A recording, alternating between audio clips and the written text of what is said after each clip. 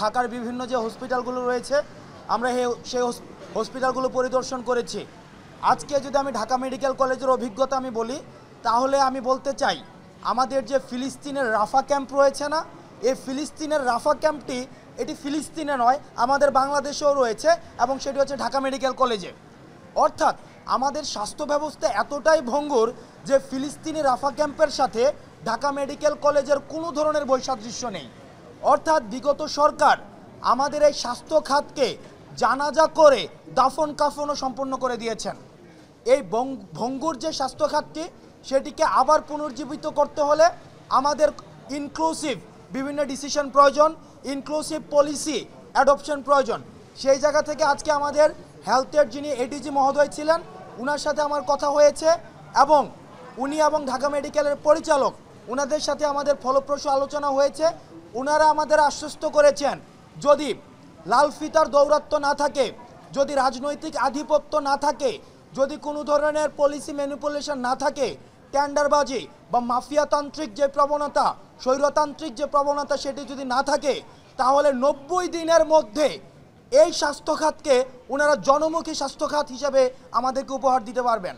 অর্থাৎ 90 দিনের মধ্যে আমরা তাদেরকে আশ্বস্ত করতে চাই বৈষম্য বিরোধী ছাত্র আন্দোলনের পক্ষ থেকে যে আপনারা যদি 90 দিনের মধ্যে আমাদের এই ভঙ্গুর স্বাস্থ্য খাতকে জনমুখী করতে পারেন, সেক্ষেত্রে আমাদের ছাত্র নাগরিকের যে ধরনের সহায়তা প্রয়োজন আমাদের জায়গা থেকে আমরা সেই ধরনের সহায়তা আপনাদেরকে সব সময় দিব। অর্থাৎ আমরা নিশ্চিত করতে চাই যে মাফিয়াতন্ত্র ছিল হসপিটালগুলোতে, যেই স্বৈরতান্ত্রিক যে শাসন ব্যবস্থা ছিল হসপিটালগুলোতে, সেই স্বৈরতান্ত্রিক শাসন ব্যবস্থা বা কাঠামো এই হসপিটালগুলোতে আর কখনোই ফিরবে না এবং সেই কফিনে ছাত্র নাগরিক একদম আজীবনের জন্য পেরেক মেরে দিয়েছে। সুতরাং আপনারা নির্ভয়ে কাজ করবেন যাতে করে আমাদের যে স্বাস্থ্য খাতটি রয়েছে এই স্বাস্থ্য খাতটি জনকল্যাণমুখী হতে পারে। দ্বিতীয়ত আরেকটি বিষয়, সেটি হচ্ছে ইতিমধ্যে আজকে সকালে আমরা যখন গিয়েছি সেখানে গিয়ে ঢাকা মেডিকেলের পরিচালক এবং আমাদের এডিজি মহোদয়ের মিটিংয়ের মধ্য দিয়ে আমরা দেখেছি যে আমাদের সমন্বয়ক এবং সহ সমন্বয়কের নামকাওয়াস্তে সমন্বয়ক এবং সহ সমন্বয়কের নাম সর্বস্ব সমন্বয়ক এবং সহ সমন্বয়কের উৎপাত বেড়ে গিয়েছে।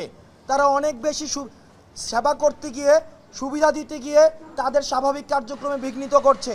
সেজন্য যাতে করে আহতরা চিকিৎসা সেবা নির্বিঘ্নে পায়, সেজন্য আজকে স্পেশালাইজড ডেডিকেটেড কেয়ার ইউনিট প্রত্যেকটি সরকারি হসপিটালে পুনরাবৃত্তি করছে। স্পেশালাইজড ডেডিকেটেড কেয়ার ইউনিট করে দেওয়া হয়েছে, যেখানে শুধুমাত্র আহতদের চিকিৎসা করা হবে এবং সেই চিকিৎসাটি হবে সম্পূর্ণ ফ্রিতে, কোনো ধরনের অর্থ লাগবে না এবং শুধুমাত্র চিকিৎসা প্রক্রিয়ায় নাই, বরং মেডিকেল ইকুইপমেন্টস যে ক্রয় করার ক্ষেত্রে সেগুলোর ক্ষেত্রে কোনো ধরনের টাকা লাগবে না। দ্বিতীয়ত যে বিষয়টি, প্রাইভেটের ক্ষেত্রে যেই টাকা ইতিমধ্যে নেওয়া হয়েছে এই টাকাটি রিফান্ড কিভাবে করা যায় সেটি নিয়েও আমাদের কথা হয়েছে। ওনারা আমাদের আশ্বস্ত করেছেন যারা ইতিমধ্যে প্রাইভেটের টাকা দিয়ে দিয়েছেন তাদের টাকাটি রিফান্ড করা হবে এবং পরবর্তীতে প্রাইভেটে আর কোনো ধরনের চিকিৎসার টাকা লাগবে না। অর্থাৎ আমরা যদি দেখি আহতদের চিকিৎসার সরকারি এবং বেসরকারি খাতের যেই সেবাটি রয়েছে সেই সেবাটি সম্পূর্ণভাবে ফ্রি করে দেওয়া হয়েছে, আজকে থেকে সম্পূর্ণভাবে ফ্রি। আর আরেকটি সচেতনতা, আমরা গণমাধ্যম কর্মীদের আপনাদের হচ্ছে সহযোগিতা চাই। সেক্ষেত্রে আজকে আমরা যখন নিটোরে গিয়েছি, নিটোরে গিয়ে দেখি সমন্বয়ক এবং সহ সমন্বয়ক পরিচয়ে ব্যানার টানিয়ে সেখানে ফান্ডিং করা হচ্ছে, সেখানে ফান্ড কালেকশন করা হচ্ছে এবং আমরা হাতে নাতে টাকা সহ 1,80,000 টাকা সহ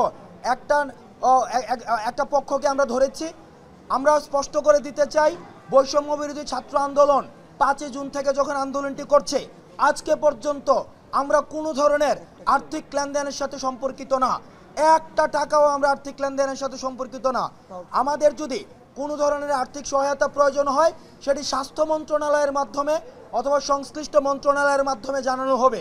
যারা বৈষম্য বিরোধী ছাত্র আন্দোলনের পরিচয়ে চাঁদাবাজি অথবা বিশেষ সুবিধা দাবি করবে আমরা আপনাদেরকে আহ্বান জানাবো, তাদেরকে আপনারা নিকটস্থ থানায় সোপর্দ করবেন।